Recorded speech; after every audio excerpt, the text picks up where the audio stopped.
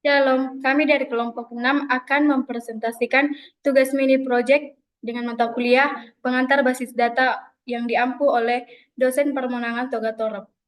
Di sini kami akan memperkenalkan anggota kelompok di mana saya yang bernama Wirawana Tumanggor dengan NIM 2403048084. Saya Tabita Isabella Simatupang dengan NIM 240304087. Saya Lolriam Samanalu dengan NIM 2403048083. Saya Elia Ferdi Tambun dengan NIM 2403040004. Saya Perdana Agung Manalu dengan NIM 2403040075.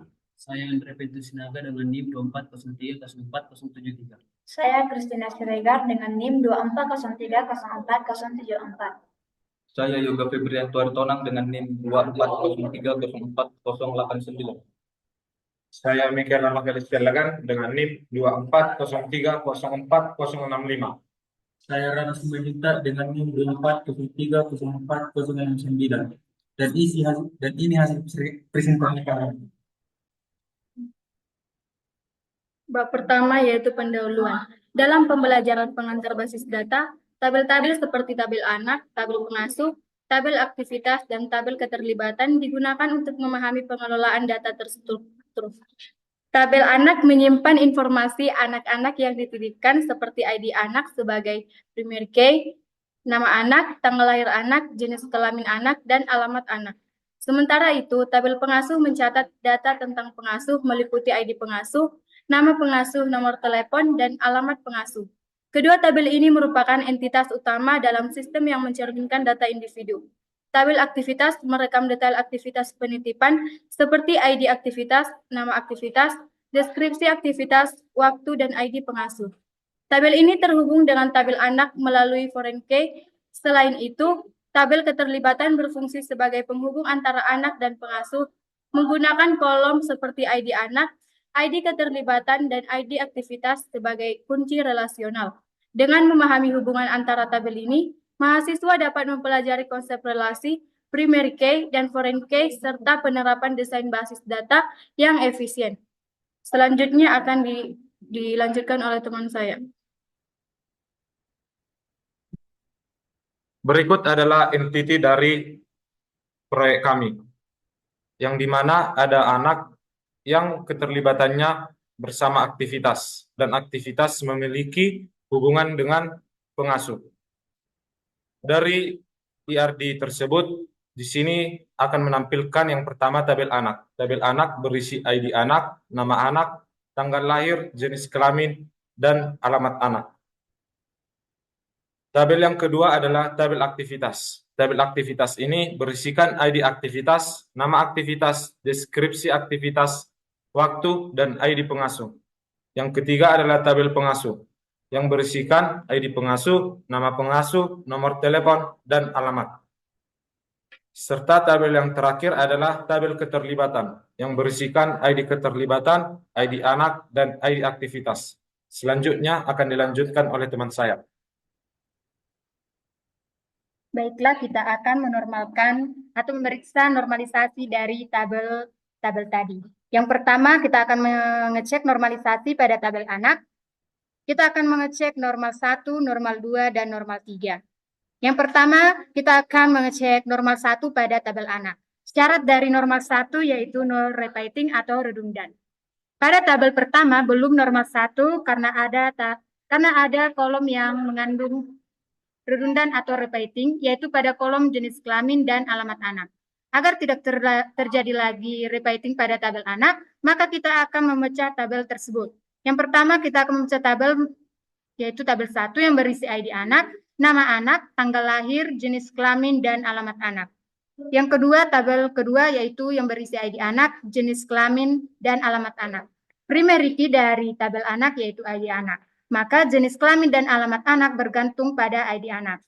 Yang kedua, kita akan mengecek normal 2 pada tabel anak. Syarat dari normal 2 yaitu sudah memenuhi normal 1 dan no partial dependency.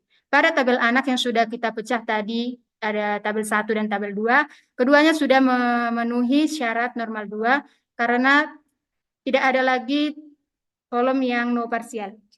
Yang ketiga, pengecekan normal 3 pada tabel anak. Syarat dari normal 3 yaitu sudah memenuhi normal 2 dan no transitive dependency. Dan pada tabel anak sudah memenuhi normal 2 dan no transitive dependency. Selanjutnya kita akan memeriksa normalisasi pada tabel aktivitas. Kita dapat lihat pada slide tersebut, tabel aktivitas berisi ID aktivitas, nama aktivitas, deskripsi aktivitas, waktu, dan ID pengasuh. Kita akan mengecek normal 1, normal 2, dan normal 3. Syarat dari normal 1 yaitu no repeating atau redundan. Pada tabel aktivitas tidak ada kolom yang berulang, maka tabel aktivitas memenuhi normal 1. Yang kedua ada normal 2. Syarat dari normal 2 sudah memenuhi normal 1 dan no partial dependency. Tabel aktivitas sudah memenuhi normal 1 dan tidak ada kolom yang no partial dependency. Yang ketiga pengecekan normal 3. Syarat dari normal 3 sudah memenuhi normal 2 dan no transitive dependency. Pada tabel aktivitas sudah memenuhi normal 3 karena no transitive dependency. Selanjutnya akan dilanjut oleh teman kami.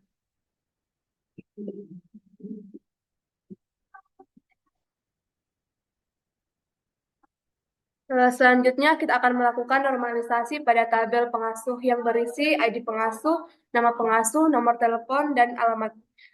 Pengecekan normalisasi 1, syarat no repeating. Dan pada tabel pertama sudah normalisasi 1 karena tidak ada pada tabel yang repeating. Yang kedua, pengecekan normalisasi 2. Syarat sudah memenuhi normalisasi 1 dan no partial dependency. Dan pada tabel sudah normal 2 karena no partial dan no partial dependency.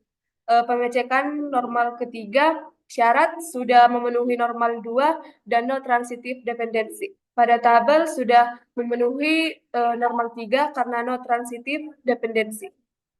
Selanjutnya yaitu tabel keterlibatan yang berisi ID keterlibatan, ID anak, dan ID aktivitas. Kita akan melakukan pengecekan normalisasi 1, normalisasi 2, normalisasi 3. 1. Pengecekan normalisasi 1. Syarat no repeating. Dan pada tabel pertama sudah normalisasi 1 karena tidak ada tabel repeating. 2. Pengecekan normalisasi 2. Syarat sudah memenuhi normalisasi 1 dan no partial dependency. Dan pada tabel sudah normalisasi 2 karena no partial dependency. 3. Pengecekan normalisasi 3. Syarat sudah memenuhi normalisasi 2 dan no transitive dependency. Dan pada tabel sudah memenuhi normalisasi 3 karena no transitive dependency. Selanjutnya akan dilanjutkan oleh teman saya.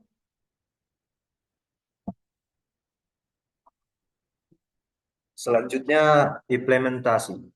Dengan memasukkan query seperti gambar disebut dan hasil query-nya seperti hasil query di gambar yang berikutnya. Dan selanjutnya pembuatan tabel anak. Dengan memasukkan query di SQL ini, kita akan mendapatkan hasil seperti gambar di hasil query ini. Dan selanjutnya akan dijelaskan tabel kedua, tabel aktivitas. Query tersebut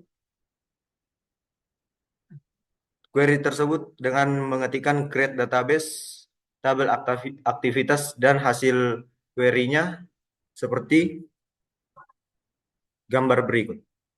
Dan selanjutnya akan dijelaskan oleh teman saya.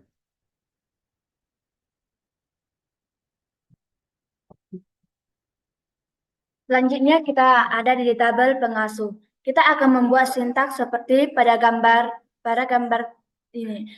Dan kita akan membuat hasilnya, mengcreatekan dengan hasil seperti ini. Selanjutnya kita berada di tabel keterlibatan. Tabel keterlibatan kita akan membuatkan sintaks dengan gambar yang ada pada PPT ini. Dengan hasil query-nya, tabel keterlibatan adalah seperti berikut.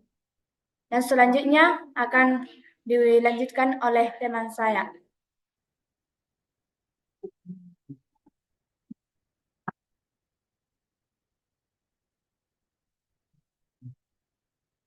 Saya akan membacakan 5.3 input data tabel anak.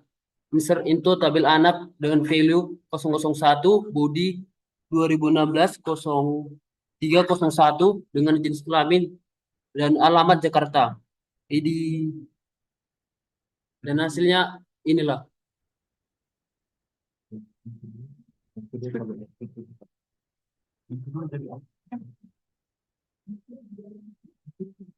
Yang kedua, tabel aktivitas. Dengan insert into tabel aktivitas dengan value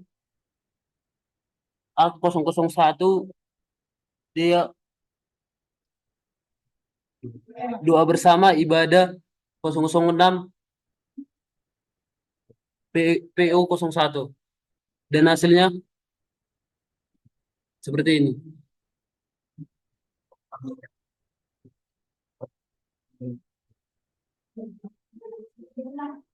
Selanjutnya, kita akan membuat sintaks pada tabel pengasuh, yaitu mengetikkan di SQL-nya insert into tabel pengasuh values, yang datanya yaitu P01, namanya Lala, nomor telepon adalah 081234678990 dan kota Jakarta. Seperti itu selanjutnya sampai 5 data. Maka hasilnya adalah seperti gambar berikut. Pada tabel selanjutnya yaitu tabel keterlibatan. Kita juga mengetikkan sintaks pada SQL pada tabel keterlibatan yaitu insert into tabel keterlibatan value yang berisi datanya K01001 AK001 sampai data selanjutnya. Maka hasilnya seperti gambar berikut. Selanjutnya akan dijelaskan oleh teman saya.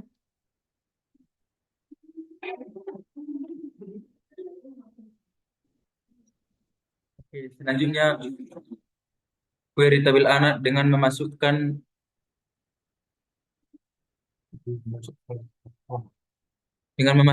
SQL seperti slide di bawah ini dengan select start from tabel anak dan hasilnya seperti pada slide berikut.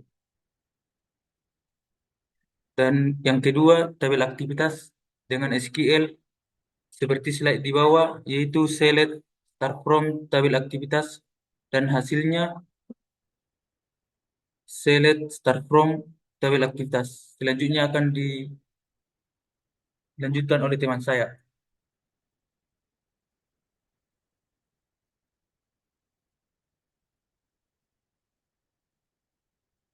Baiklah, saya akan menjelaskan tentang menampilkan tabel pengasuh dengan memasukkan query select from tabel pengasuh. Dan inilah hasil dari query tersebut. Selanjutnya saya akan menjelaskan mengenai menampilkan tabel keterlibatan dengan memasukkan query select from tabel keterlibatan. Dan inilah hasil dari query tersebut.